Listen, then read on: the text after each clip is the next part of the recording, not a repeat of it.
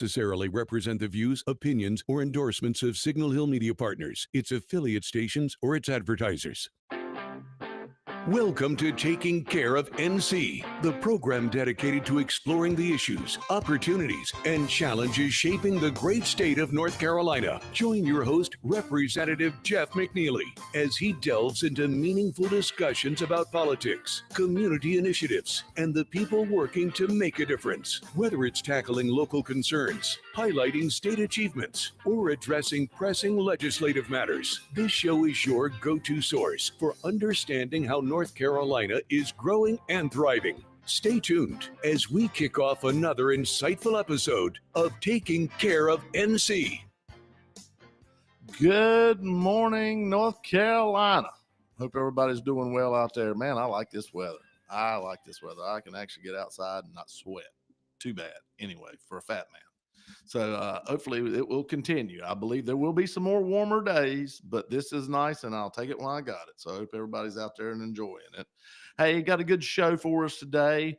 I was off last week for Labor Day. It's kind of an oxymoron, isn't it? You take off for Labor Day, but that's what you should, because we all work hard in this country, and that's a day for us to reflect on the hard work that we've done for the year and what more we've got to do yet as the year still is not over. So I'm going to start a series of different people that are running for city council in Statesville. And I know a lot of y'all that are outside of Iredell County that listen to us. Maybe this won't play as much for y'all, but I think it's important that we take a look at our municipality elections and understand how important they are. And sadly, we see a low turnout a lot of times in them. And these people have a large budget, and they make a big difference in your pocketbook as far as the amount of taxes collected from your municipalities if you live in them, whether it be Marion, Morganton, all the way up to Canton and Asheville and all over. So Hickory, you just name a town. There's a town council, city council. There's something, and they're bringing in tax dollars and using them. They do a lot of the stuff as far as POW bill. That's money for roads inside city limits and stuff. So it's critical.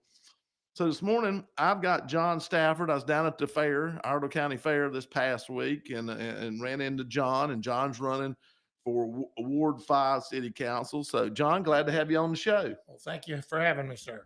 Well, good deal. John, tell us a little bit about you. Let the viewers out there know, especially the ones here in Iredell County and Statesville. Well, I'm a newbie to Statesville. We moved here about 28 years ago.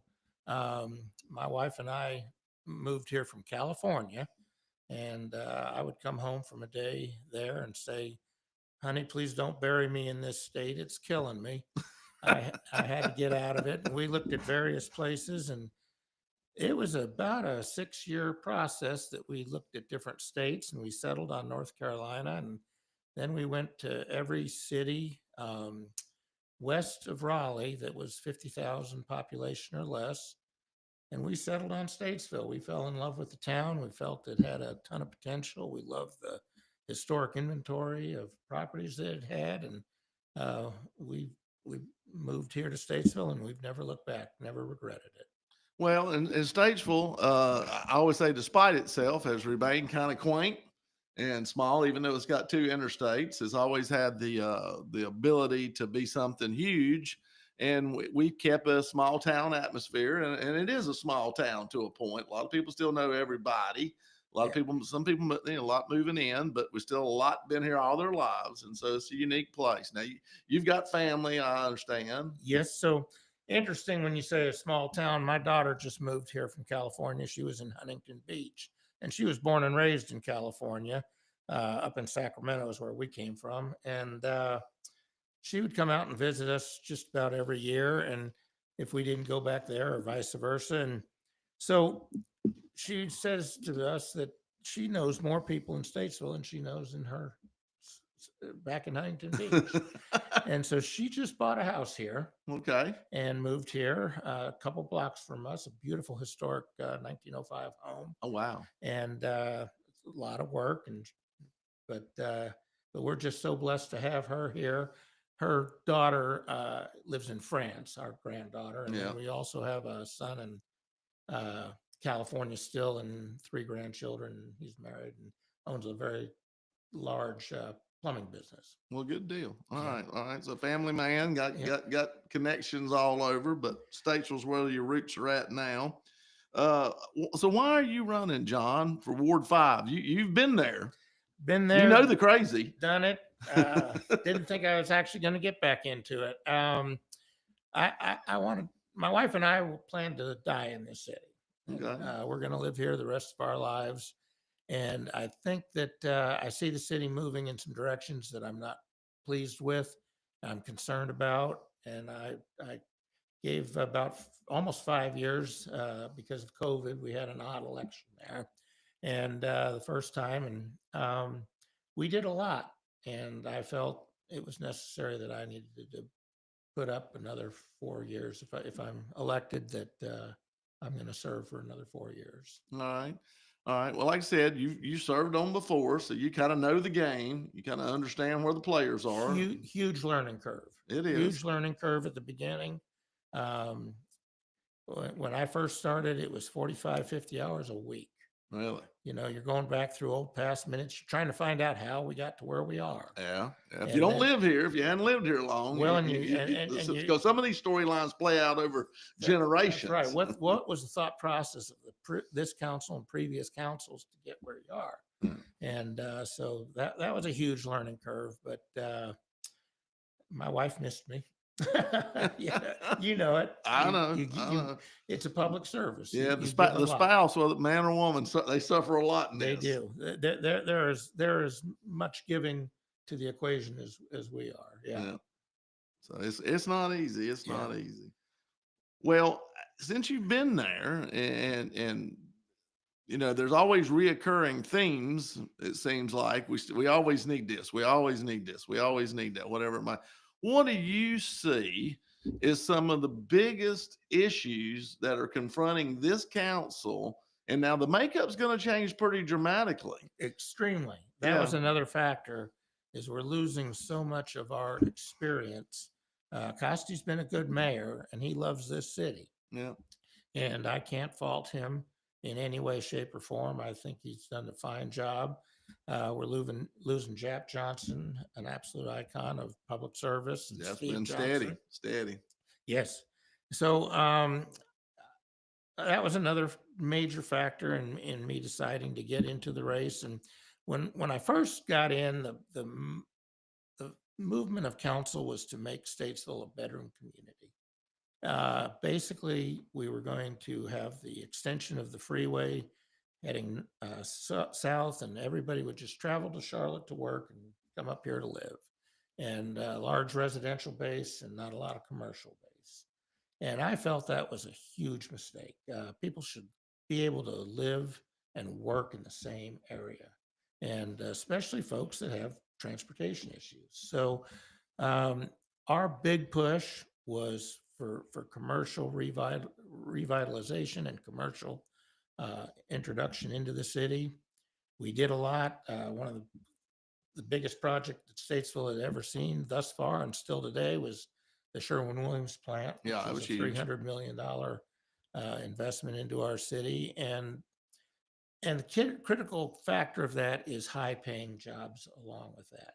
You can have industries come in that aren't paying high wages. Well, that's not helping you. You have a limited amount of land. You've got a limited amount of resources and utilities. You've got to save that for premium investment by developers, whether it be commercial or residential, in my opinion. Well, and you know, the narrative I've been watching out play here over the last couple of years, and every time I talk to the people, the city of Statesville, whether it be the electeds or it be the ones on staff or whatever, it's always we need water sewer money. We need water sewer money. We need water sewer money. And so the big thing that I've seen play now is do we use up our sewer capacity on residential, or do we try to make sure we carve out some for commercial that's going to help pay for the other water and sewer? So when I was on council, I asked staff to give me a number of what the tax value had to be of a residence in order to pay for services. They never gave us that number in 5 years. But Steve and I did some figuring, and we came up with about $450,000. Yeah. So you can't have every house be 450,000 or more. People can't afford that. So you've got to have something else to pick up that load, and that's your commercial. And so industrial commercial property doesn't put a burden on your schools. It doesn't put a burden on your police and fire, really, to speak of. I mean, there's all these elements that you have to play that balance game. Well, they definitely pay their way, as the saying goes. Oh. They do. Yeah. And that's why it's so critical to have that balance. If you get too much residential and not enough commercial, next thing you know, taxes are going to have to go up because you got to increase services. You've got to pay for services. The demand of services gets higher and higher Yeah. because people expect more, and then there's no money for it unless you raise the taxes. Well, and the big thing I always thought too, and one of the big problems that I saw, because I come up from the county side, being on the Iredell County Planning Board and then county commissioner for a little bit, now down as a House rep, and most of where I'm at, Statesville is in my area, so I'm a Troutman, but a lot of the county, looking at it, seeing, how the county thinks land ought to be utilized and how the city has realized or thinks how land ought to be utilized are different. You would think that there would be some cohesiveness, but I have come to learn their plans evidently are top secret to each other. They're encrypted. I do not understand why we're not talking to each other more and working on a uniform plan. Yeah. And the critical thing is protecting the highway. We are blessed with so much highway frontage. We've got interstate, Yep. but we also have a lot of highway frontage. And to put residential housing on that highway frontage is very short-sighted. That is your commercial opportunity. And you need to save that property and develop a plan. And we did a lot of this in our planning as we in the previous years. And we're working towards that, but you have to stay on it. But these satellite annexations that are popping up all over the place, that may be right on a highway, and then that's out of the plan. So it's passed, and then when somebody wants a good retail in this area, there's no place for it. Well, and yes, I always have everybody tell me, why can't we get a Target? Why can't we get, this? Why can't we get a Harris Teeter? Which my mom loves, by the way, folks, in case you're wondering. She's 94, but she'll still drive somewhere to go to a Harris Teeter. But, why can't we get these and that? And after working a little bit, trying to recruit people myself, it all goes back to the income of the area. And without good businesses, without industry coming in, moving that wage number up, you're not going to attract a Target. You're not going to get a Kohl's or maybe it's what you think is a little bit nicer. I don't know if Kohl's is, but Target, everybody believes is. Target's the big, It is a little bit fancier. It's an upscale Walmart to a point. And you're not going to get them because they read and look at the demographics of the area and they don't budge. They know that's their way to make money. They know exactly how many pairs of underwear, pairs of jeans, shirts they're going to sell once they look at those demographics. So it's not, the answer isn't rooftops. The answer is disposable income within those rooftops. Yeah.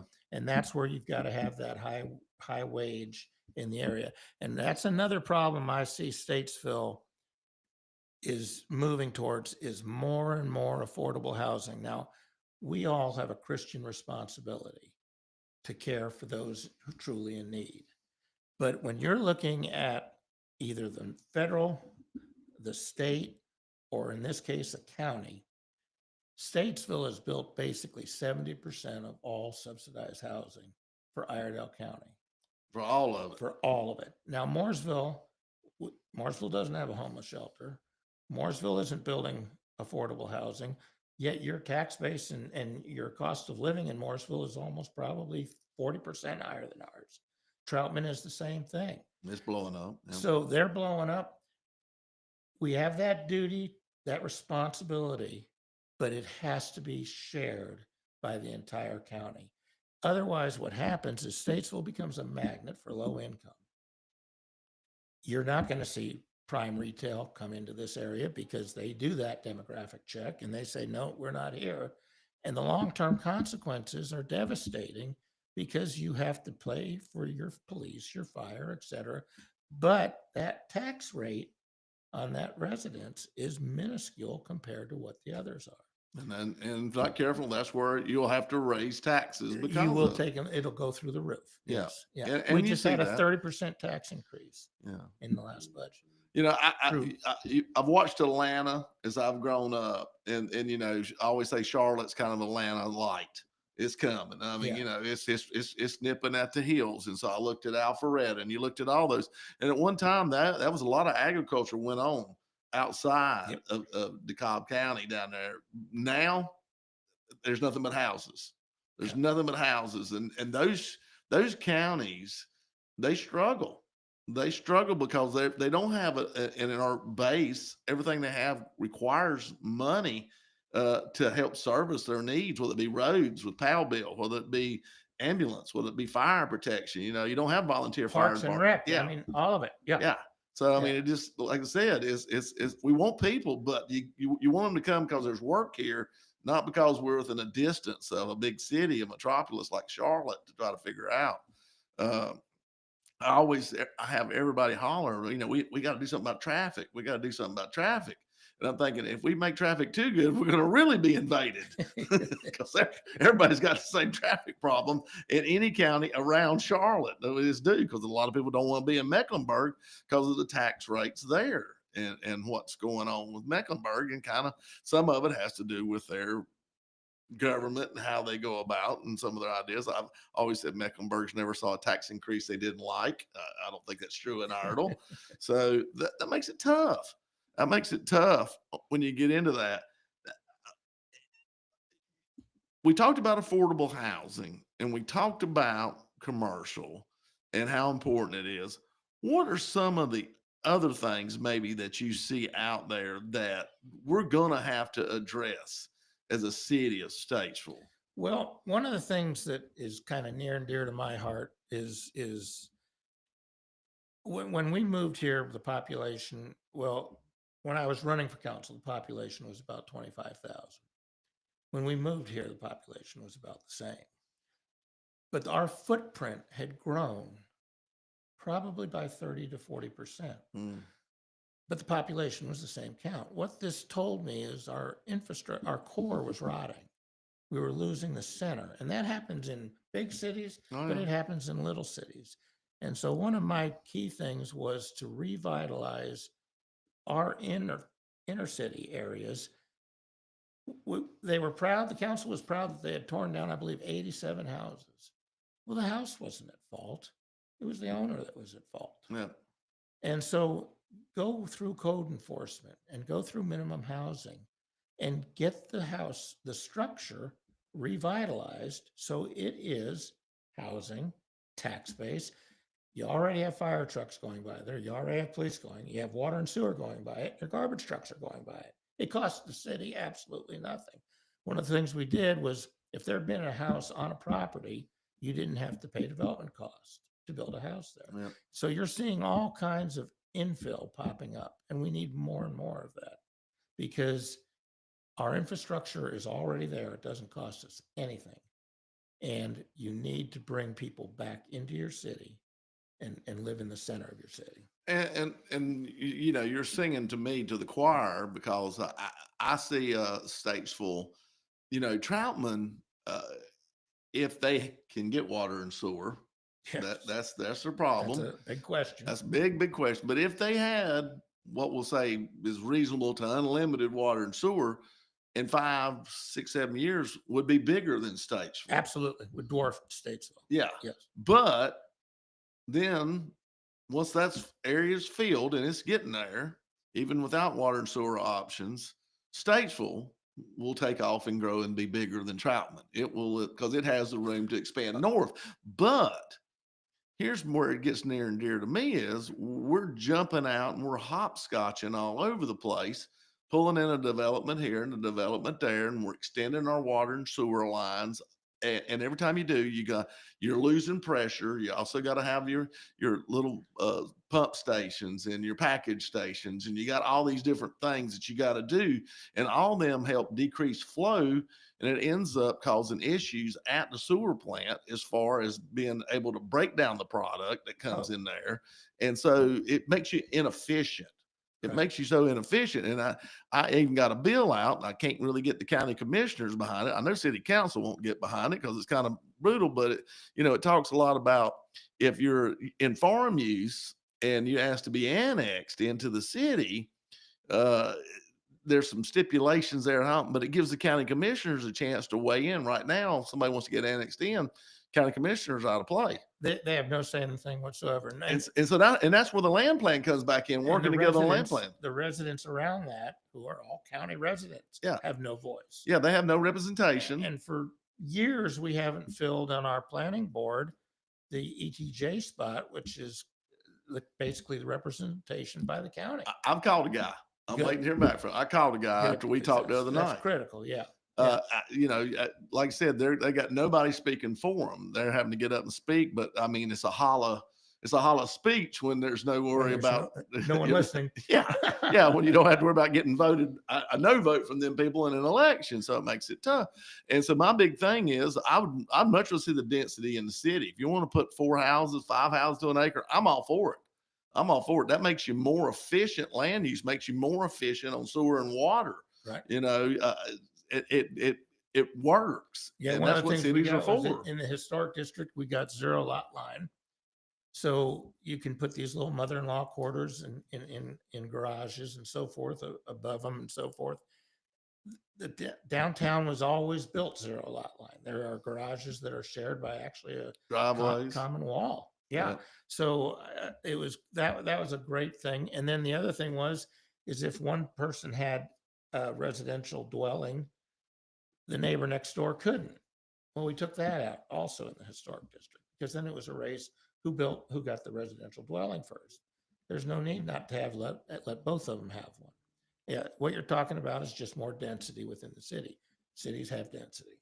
Well, and that's what it is. Like I said, if you're not careful, I mean, I wondered if Statesville looks at Troutman and go, well, Troutman's spreading out all over. Let's do that. Well, okay, but Troutman doesn't have quite a defined downtown as Statesville does. Right. So and it doesn't have really water and sewer. It's dependent on somebody else. So sprawl doesn't hurt it as long as it's sprawling towards somebody else's sewer plant.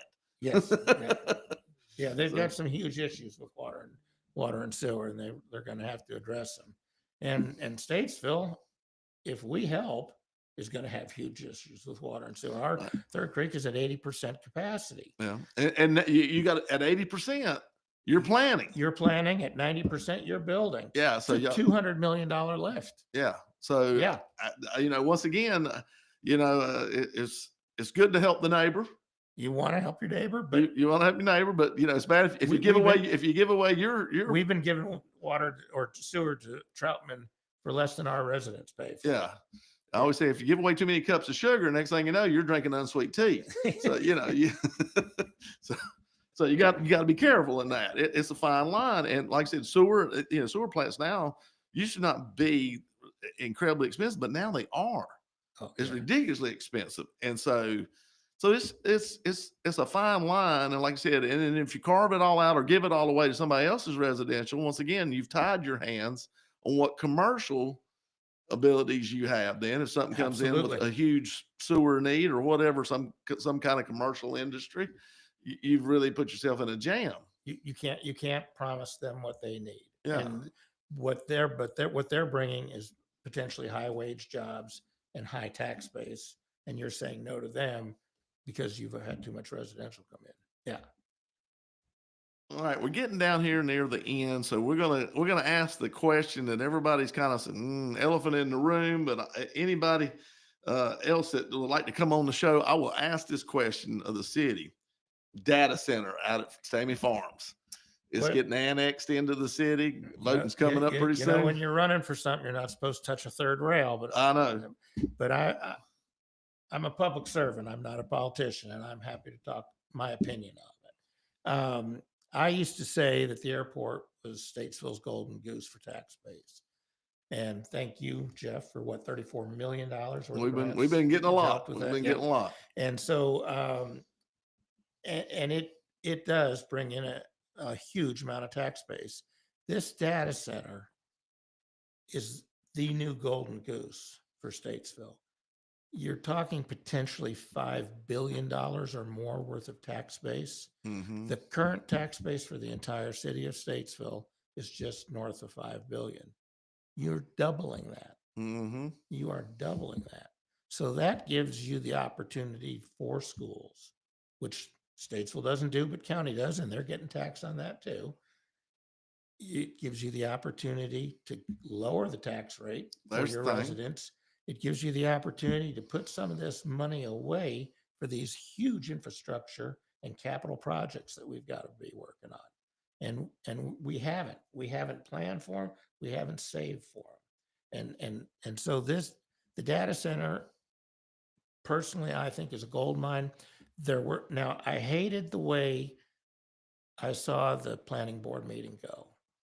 People had legitimate questions and none of them were answered.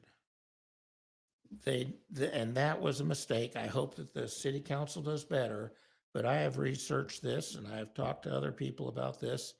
The company that's building this is the company that's maintaining it, running it, owning it. It is a closed loop water system, so it doesn't put demands on our water. The power usage is coming from Duke and they've got plenty for it. Or I believe it's Duke Energy. It's Duke. Yeah, Duke. And they've already committed what they need, and they were actually willing to commit 4 times more, but they just didn't need it. It is an absolute gold mine for us. And data set, every single person out there now has a tablet, cell phone, computer. They're part of our life. And it's AI. And AI and data centers are going to be part of our future. And for this opportunity for Statesville and Iredell County, it is a blessing. Yeah. And the harm, and people say, well, you're this beautiful farm. That Stamey property is not a beautiful farm. It's a well-maintained parcel of land that's been for sale that has not been farming for years. The farming is gone from the Stamey Farms area. They're mowing some crops and so forth to try and pay the taxes and such. Keep it in farm use. Keep it in farm use, but it is prime commercial property. And it's between 70 and 40. It's and right at the airport. I mean, it's the future of where Statesville has to go. If you're not growing, you're dying. That's true. And so I'm a huge proponent for the. Well, like I said, you're going to see somewhere around a $29-30 million windfall, and my prayer is that money is used wisely. Sometimes money, it's kind of like winning the lottery.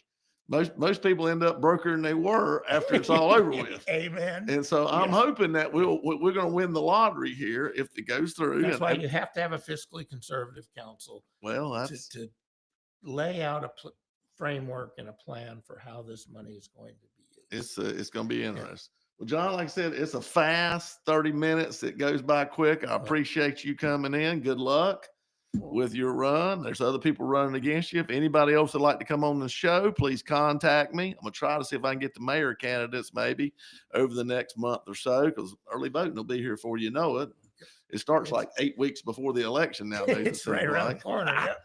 So anyway, but good luck. I appreciate you coming in. And well, I thank you for having me, Jeff, and God bless you. Well, and God bless the city of Statesville. Amen, brother. Amen. All right, folks. Well, we're going to take a break and we'll be right back. So stay with us. Thank you. Kids across America are going to school hungry. Millions of kids every day.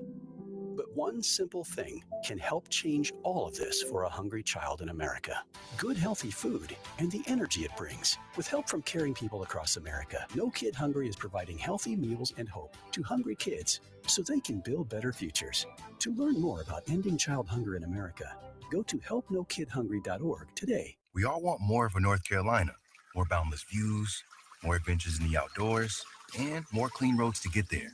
But to get more, We have to do less littering, that is. Make it your nature to trash your trash and keep NC clean. And we'll all have more reasons to love North Carolina.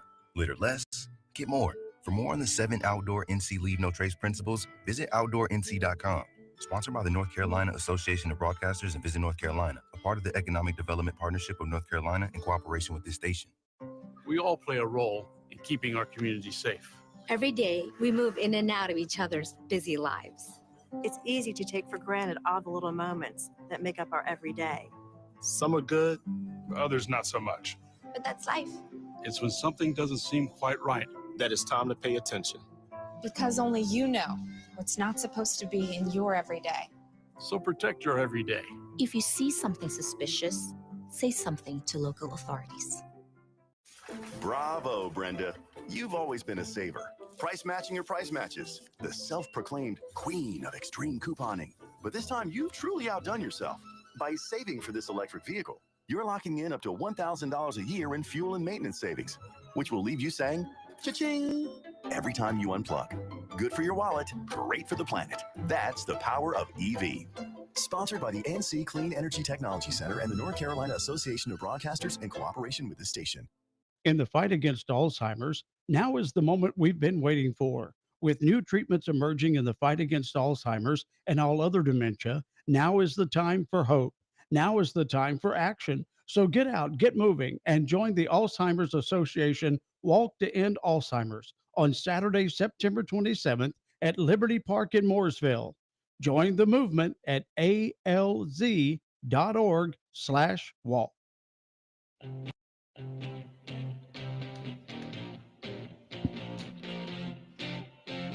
All right, back here for the second half of the show.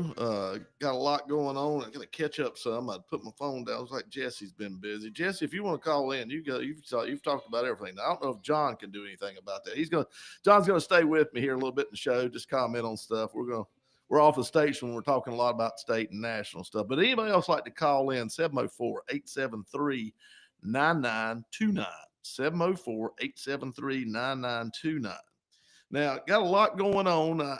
All for Labor Day and a lot of things. And one of the things I think that's really just amazed me in the last couple of weeks is the divide in this country about wanting criminals to have a fair chance, I guess, in these metropolises, in these cities, or maybe stopping crime. You know, I didn't realize how popular crime had gotten. Evidently, half the country just about likes crime and wants it. I don't understand. And then there's a boat that we're positive is carrying death to probably the United States or somewhere. I don't care where it's going. And our military's out there and we take it out and we're the bad guys in this somehow or another. I don't understand that. Folks, do you understand the word fentanyl? Do you realize just a pinhead can probably kill about a dozen people? And these people that are sending these drugs, they don't care if they have repeat users or not. So if they kill off a bunch of people, that's fine. If they kill off a bunch of Americans, they laugh about it. But evidently there's people out there that want people to go ahead and sample these drugs and get them to the United States instead of stopping them before they ever get there. They've labeled cartels as terrorist organizations. You know what we do to terrorists? We don't negotiate anymore. We annihilate. That's what you're supposed to do. And maybe that will put an end to their organization in time. I don't know, but I'm all for it. And if it means bringing in National Guard into a city so that I don't mind walking the streets of that city at 9 and 10 o'clock at night, which I don't consider to be very late, to feel safe, hallelujah. I don't know who doesn't want to walk out into their neighborhood and feel safe. Got a caller? Let's take a call here. This is Representative Jeff McNeely. Who we got? Yeah, this is William. How you doing today? I'm good, man. I'll turn you up here. You doing all right? I'm doing pretty good. Better not complain too loud about it. What you got going on? What's on your mind? Well, I heard you make a comment about all this stuff that President Trump is doing, releasing the military in the cities to try to help fight the crime and everything. Satan is a present. And he's not even hiding anymore. He's just out in the open. But the sad thing about it is, Jeff, nobody wants to take a look at him. Nobody wants to pay attention. And unfortunately, you got to deal with him. and that's what Donald Trump's doing. Well, and that's about all I've got to say about that. But I was going to ask you a question. In Iredell County and Statesville area, I've been noticing, I've been in and out of town, I've been noticing that there's been some progress starting to take place over by the mall. They tore down the old theater and LTOs. Yep.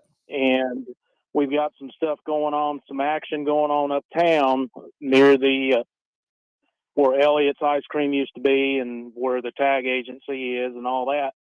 And Front Street, what's going on there? Is that water issues like you were talking with the candidate, hopeful candidate earlier, or is that what's from what I know, I understand this. A lot of the water and sewer lines in the city of Statesville, Statesville proper, as we'll call it, downtown, are 50, 60, 70 years old.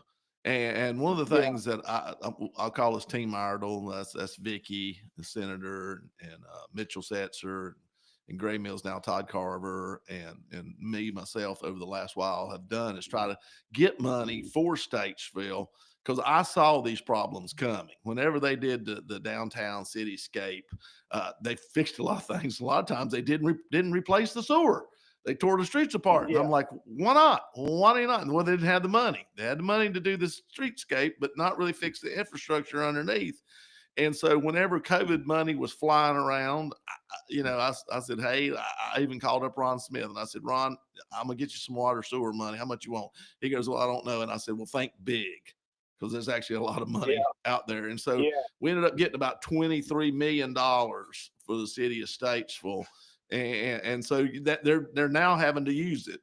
Unfortunately, they're not being really proactive, a lot of reactive, where they have bursts, but they are going in with the burst now and trying to replace larger sections, not just put a Band-Aid on it, but larger sections of issues. And so you're seeing larger pieces of streets closed down while they replace a lot of the older pipes and stuff, so we can, modernize it. You're only as good as your infrastructure.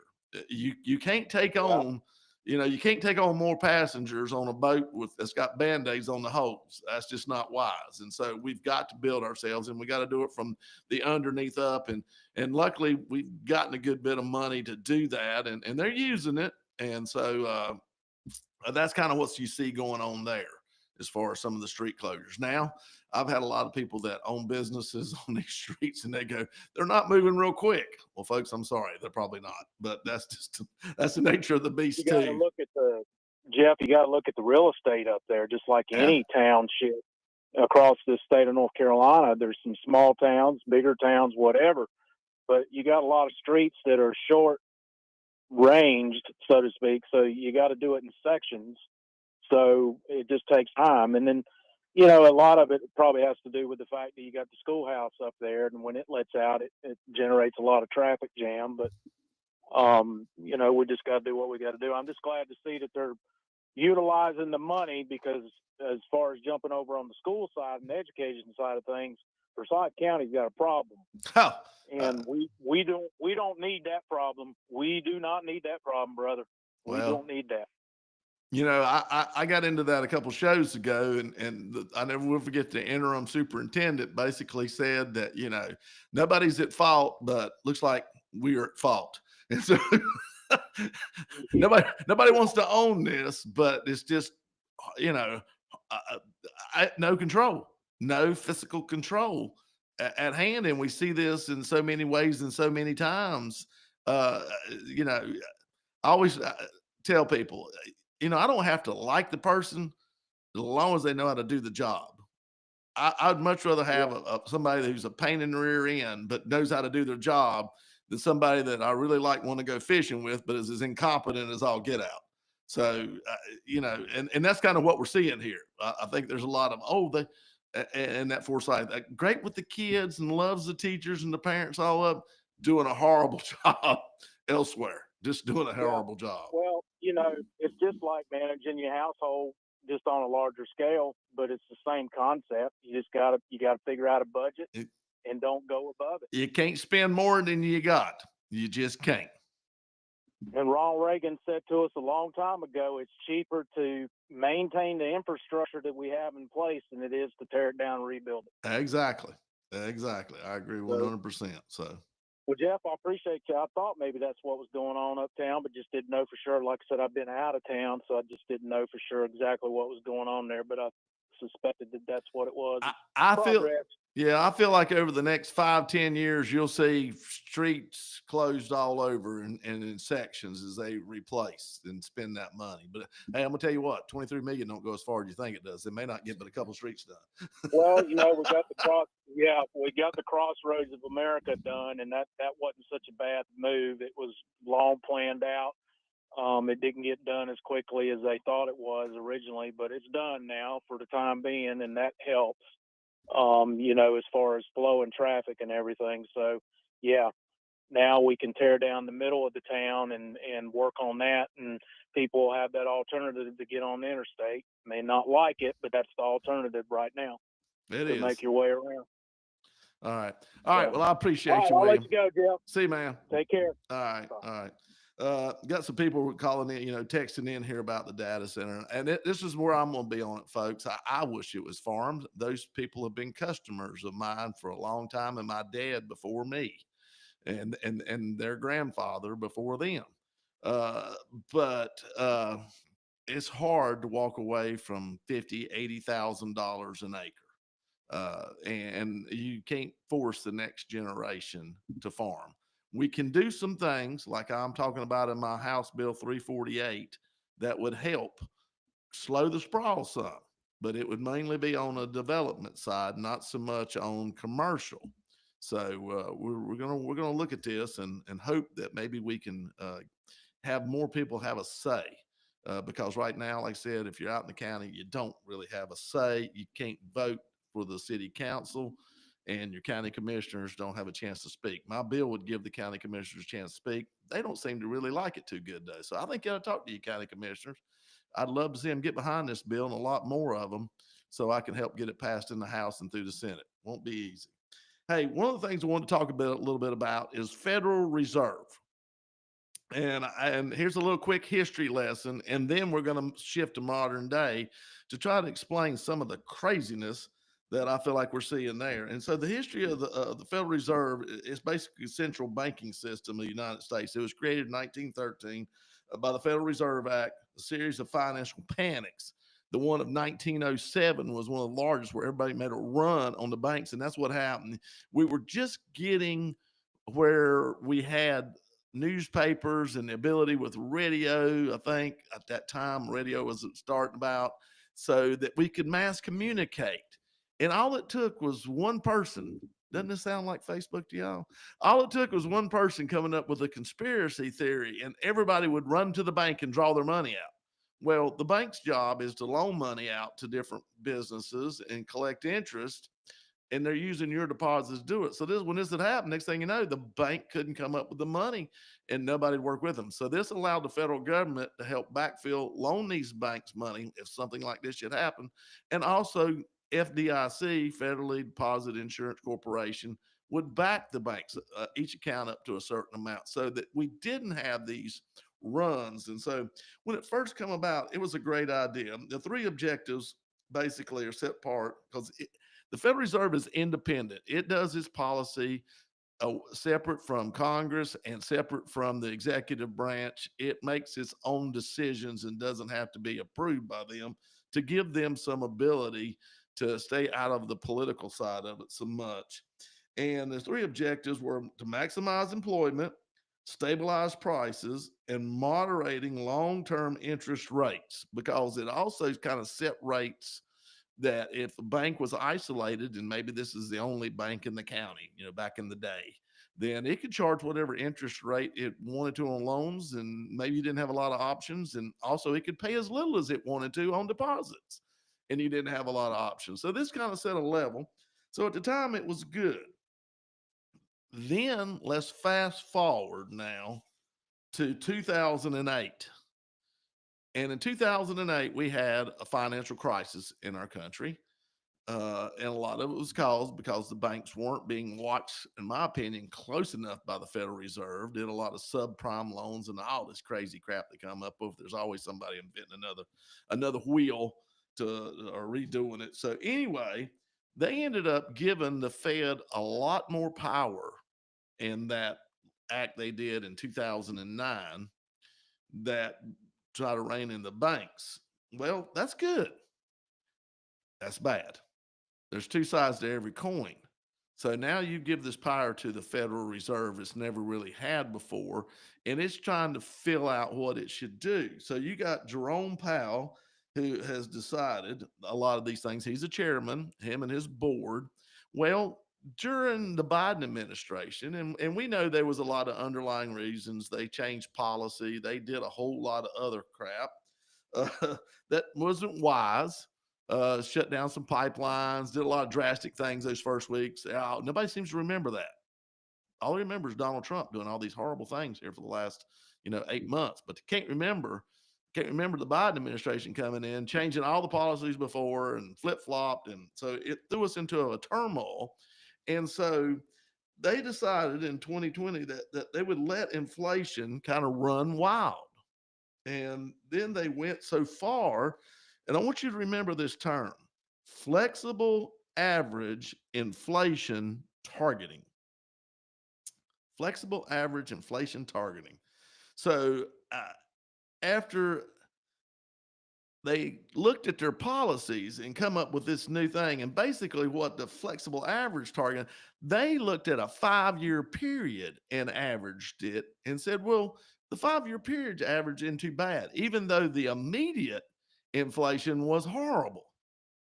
So because they looked at the 5-year average, they chose not to really try to do a lot of policy work to rein in inflation. Now they go back and look and they say, that probably wasn't really a good idea. Yeah, think how much money did this craziness cost everybody?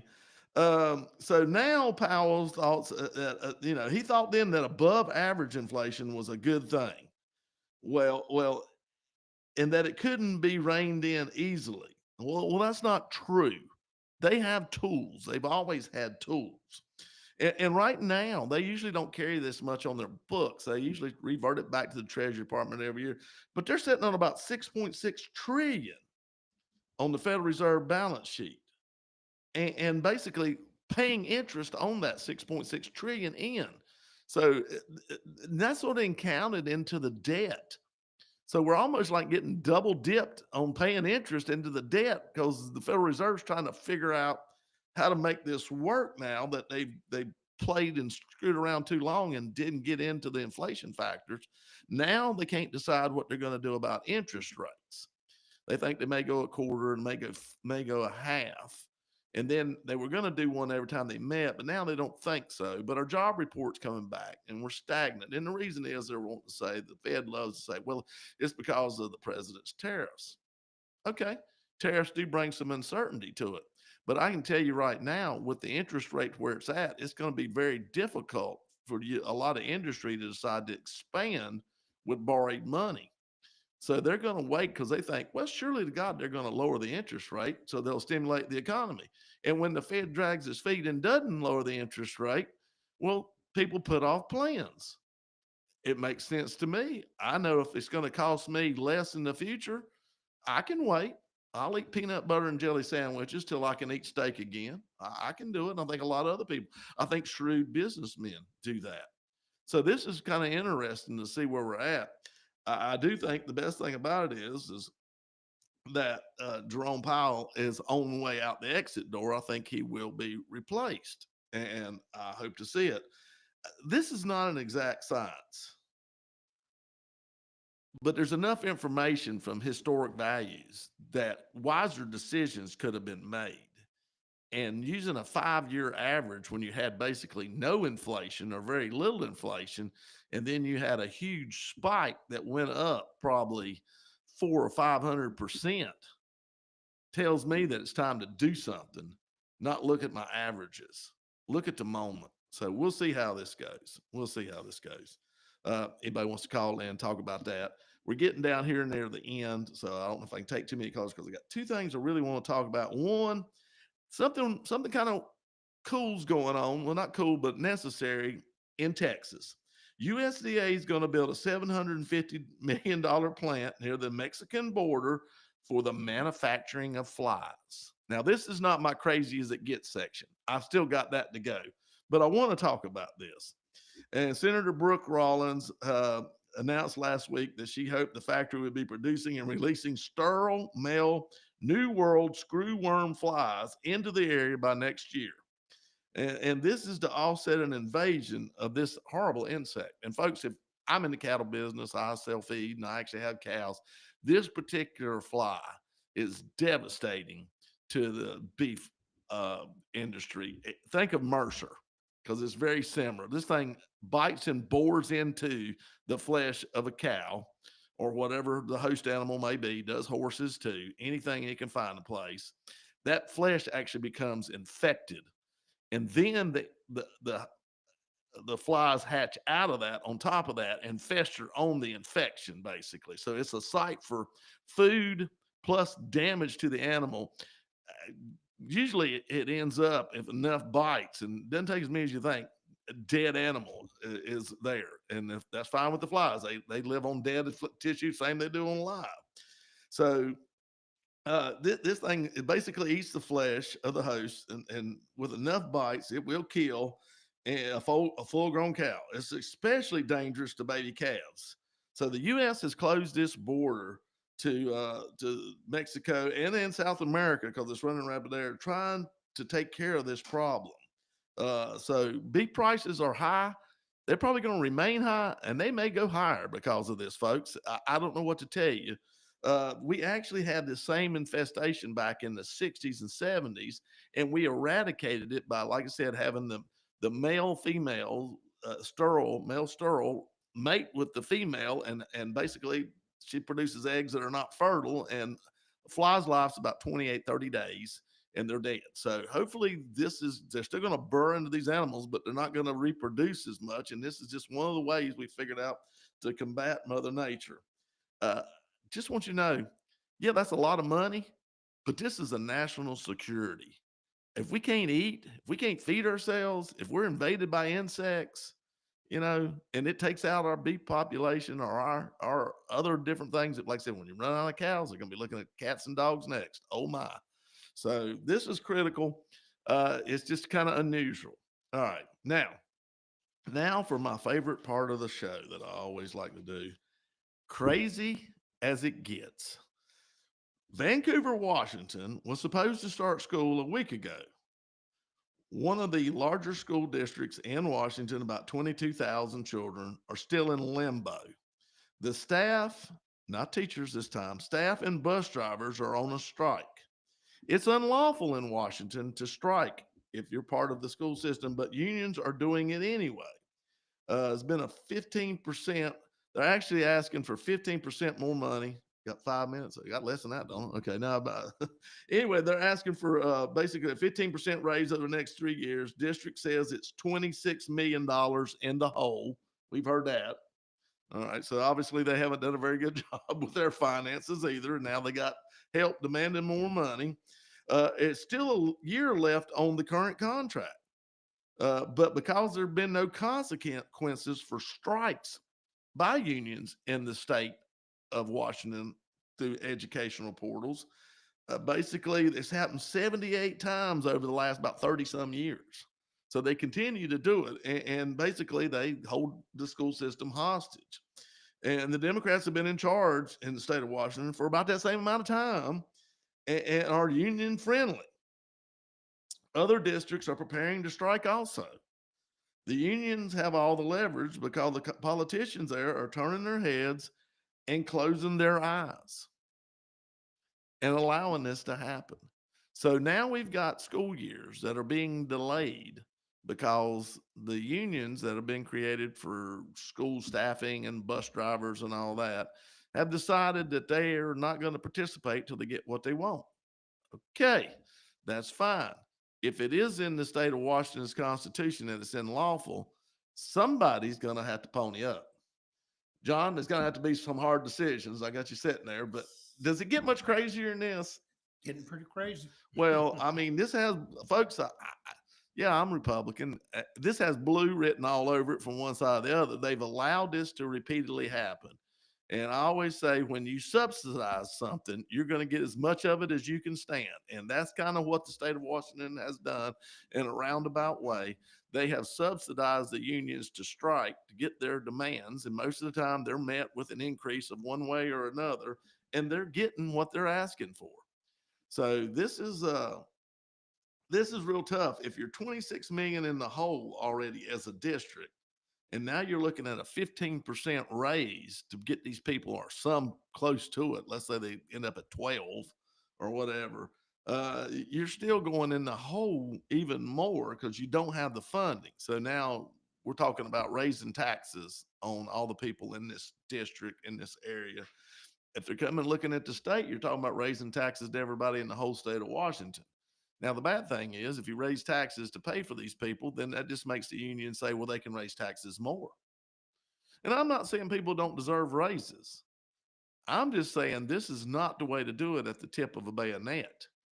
This is where I always have a problem. I think that they're basically holding the children of this district hostage.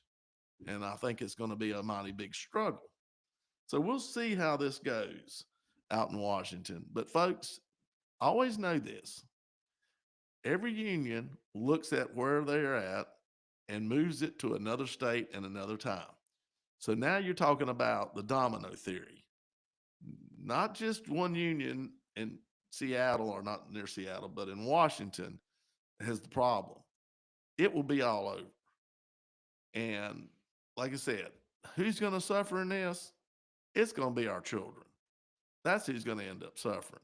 They're going to get less days of education. I'm already thinking they're not getting the education they quite need, and now they're going to get even less of that. And so this is one here. I scratch my head and I try to figure out where are we at as a country, as a state, and the things that we hold dear. And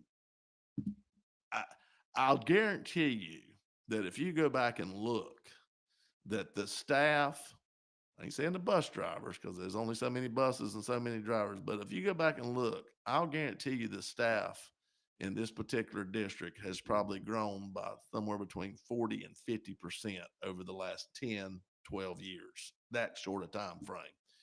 It's amazing how close we're getting to a one staff to one pupil. And the staff ain't teaching. I'm not talking about teachers. I'm talking about staff. So I keep seeing those numbers increase, and especially in blue states, they increase and increase. So we're building a larger bureaucracy is what we're doing. We're always going to have issues. We about down out of time, Ron. All right, we're going to go ahead and close this in prayer today. We need a lot of it, folks. Amen. Dear Heavenly Father, dear Lord, I thank you, Lord, for all the blessings that you have given us. But Lord, I pray that we have the God-given intelligence and you point us in the right direction to make wise decisions and know this, that we pass laws, Lord. But if they're not enforced, are there any laws at all?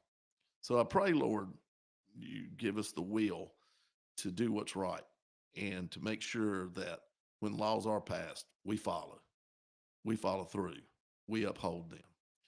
If we do that, we've got plenty of stuff on our books, plenty of laws. They're just not being enforced or not being heard or not being used. Let us be wise. Watch over us in Jesus Christ's name. Amen. Folks, till next week, take care. Thank you for tuning in to Taking Care of NC. We hope today's program offered valuable insights into the topics shaping North Carolina's future. Stay informed, stay engaged, and join us next time as we continue exploring the issues that matter most to our state. Until then, take care and thank you for being a part of the conversation.